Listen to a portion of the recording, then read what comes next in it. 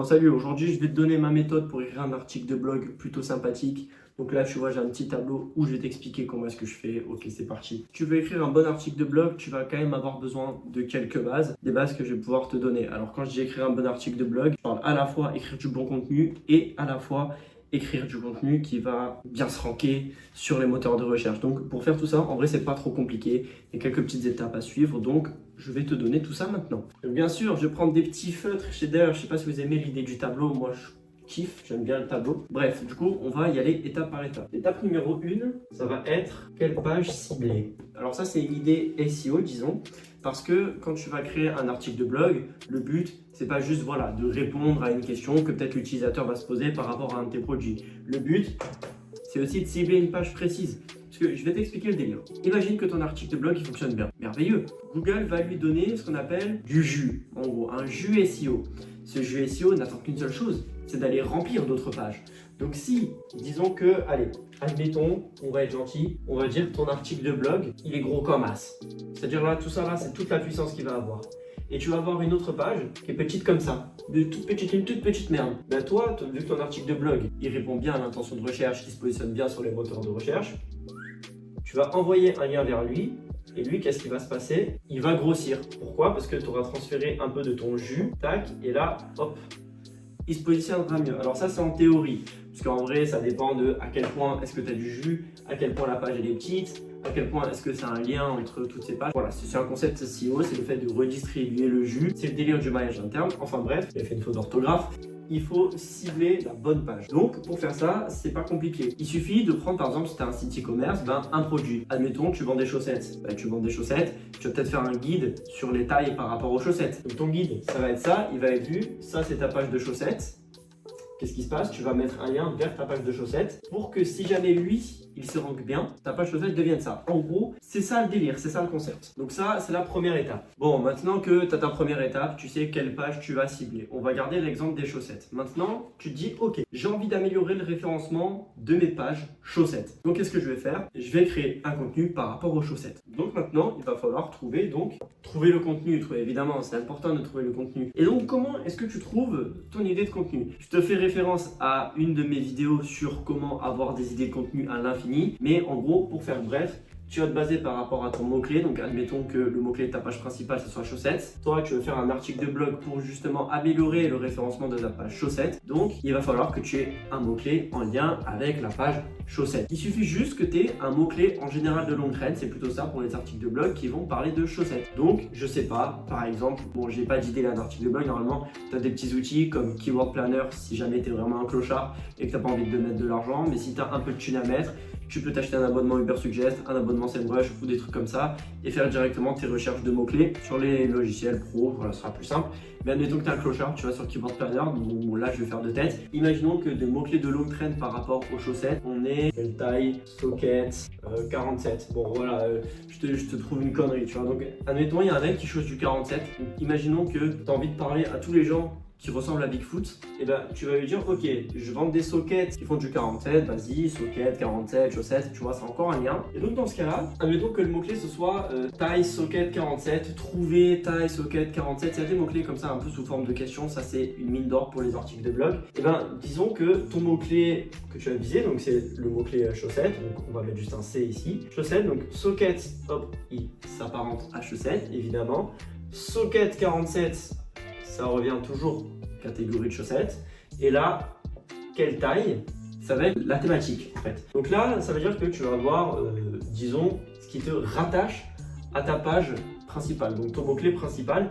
Et ici, là, ce que j'ai souligné, c'est ce qui va te permettre de faire du contenu. Donc, c'est pas bien compliqué. Là, par exemple, admettons, dans ce cas-là, tu te dis, ok, j'ai trouvé une idée de contenu. Quelle taille? Socket 47, guide, qui taille socket? Voilà, pour grand pied. Là, c'est vraiment dans les grandes lignes, hein. C'est vraiment un truc à la con. Là, par exemple, tu vois, tu fais un guide détail pour des sockets, pour des gens qui ont des grands pieds. Maintenant que tu sais quelle page tu as envie d'améliorer, que tu sais quel contenu est-ce que tu vas faire, je te renvoie encore une fois vers mon autre vidéo si tu veux trouver plein d'idées de contenu comme ça pour tes articles de blog. Maintenant, ce qui va être important, l'étape cruciale, Donc c'est la troisième étape, c'est comprendre l'intention de recherche. Parce que pourquoi? Qu'est-ce qui fait qu'un contenu se rank plutôt qu'un autre? Oui, le domaine authority, nanana. T'as vu ma vidéo sur le geek de Google, toi. Mais plus sérieusement, qu'est-ce qui fait qu'une page, elle se rank? C'est tout simplement le fait d'apporter une réponse ou non à l'utilisateur. Je vais te donner une information capitale. Google prend en compte le comportement de l'utilisateur pour le rank d'une page. Donc c'est-à-dire, si ton utilisateur va rester longtemps sur ta page, il va cliquer, qu'il va interagir, c'est un signal positif. Et donc Google va mettre en avant ta page par rapport aux mots-clés que le mec il a tapé. Pourquoi? Parce que si le mec il reste longtemps sur ta page par rapport aux mots-clés qu'il a tapé, ça veut dire que tu réponds à l'intention de recherche. Et c'est ça le but de Google, c'est d'avoir des résultats qui répondent aux intentions de recherche. Donc, quand tu vas faire un article de blog, avant de vouloir te dire oui, je vais faire le meilleur contenu ever, frérot, déjà, comprends ce que le mec il veut avoir. Donc là, dans le guide des sockets, essaye de te mettre à la place du mec. Donc tu dis, ok, là, je suis un mec, j'ai des grands pieds, je suis Bigfoot. Qu'est-ce que j'aimerais savoir avant d'acheter des sockets? Et là, tu peux déjà, mais là, quand tu as ça, mais putain, tu as déjà là les arguments, quoi. Là, normalement, ton article de blog, il est déjà presque structuré dans ta tête. Mais voilà, si tu mets un petit peu de temps, sache que pose-toi, comprends l'intention de recherche. Donc, il y en a plusieurs, des intentions de recherche. En général, c'est informationnel. Pour les articles de blog, là, on parle des articles de blog, c'est informationnel. Après, genre, tu as commercial, transactionnel, navigationnel. Bon, ça, on s'en fout, c'est pas le thème de la vidéo. Ok, bon, maintenant, ça y est, tu as tout ce qu'il faut pour faire l'article de blog. Maintenant, il faut passer à la rédaction. Dernière étape avant de passer à la rédaction, qu'est-ce que c'est? Alors bon, ça, c'est une étape, on va dire c'est une étape bonus. Voilà, je mets bonus. Normalement, si c'est ton site, tu es expert dans la matière, tu connais tes produits ou tes services, donc tu n'as pas besoin d'aller te renseigner ailleurs. Mais disons que c'est sur une thématique que tu connais pas trop, ou alors c'est sur vraiment un domaine très spécifique sur ton sujet que tu connais pas forcément. L'étape, ça va être quoi? Ça va être de se renseigner, frérot. Tu fais tes recherches, je vais pas t'apprendre la vie, frérot. C'est comme si tu fais un exposé. Avant de faire un exposé, qu'est-ce que tu fais? Tu te renseignes sur le sujet. Donc voilà, si tu sais pas quoi dire, tu te renseignes. Et ça, c'est bien pour tous ceux qui font du SEO et qui ont des clients à qui ils leur proposent justement d'écrire des articles de blog. Combien de fois ça m'est arrivé d'écrire un article de blog à quelqu'un et en fait il me dit mais gros, en fait c'est bien ce que tu as écrit, mais tu vois qu'il n'y a pas la connaissance des produits. Donc, renseigne-toi d'abord sur Internet et si tu travailles pour un client, demande-lui un brief. Donc, un brief, c'est-à-dire tu vas lui dire, écoute, j'ai envie de faire. Donc là, tu lui dis tout ce que tu as fait avant. Tu dis, ok, je vais faire un article de blog sur tel sujet, pour telle intention de recherche, pour telle personne. J'ai quelques idées, vas-y, donne-moi des infos un peu techniques qui peuvent mettre un peu en avant ton expertise. Parce que oui, ce qui est important quand tu écris du contenu, en plus de répondre à l'intention de recherche de l'utilisateur, c'est de montrer que tu es un expert, quoi. Bref. Maintenant, on va passer à la partie rédaction, la partie un petit peu plus compliquée. En gros, faut que tu dises dès le début, normalement, tu as ton titre, tu as ta petite description vite fait, tu sais à peu près ce que tu vas dire, donc déjà, tu as les grandes lignes. Ensuite, il suffit juste de mettre en forme. Donc, ce que tu vas faire, c'est que tu vas prendre, allez, disons 2, 3, voire 4 idées principales, comme au lycée. Quand tu faisais des dissertations, tu vas prendre des idées principales. Ensuite, ces idées principales, tu vas les mettre donc, sous forme intro, comme au lycée. Intro, développement et conclusion. Et donc, l'intro, qu'est-ce que c'est? Ça va être le petit texte accrocheur, le petit truc où voilà, tu résumes vraiment très rapidement ce que tu vas dire. Et la conclusion pour en fait, faire vraiment un résumé de l'article. Au milieu, il faut que tu aies des balises H, donc les balises HN. Les balises HN, c'est quoi? C'est H1, H2, H3 jusqu'à H6. Et en fait, c'est les titres, les sous-titres, les sous-sous-titres, etc. Donc en fait, c'est pour structurer ton article de blog. Donc a priori, si tu as tes idées principales, a priori, tes balises HN, ça va être tes idées principales. Bon, maintenant que tu as tes idées principales, il faut que tu écrives du contenu, que tu reprennes donc des mots-clés qui sont liés donc à ton article de blog. Donc par exemple là, le mot chaussette, il va revenir. Guide et détails de chaussettes, il va revenir. Il faut que ça revienne dans les balises H1. Ça, c'est assez important, c'est la base. Ensuite, ce qui va être essentiel au fur et à mesure de ton article de blog, c'est de mettre des images.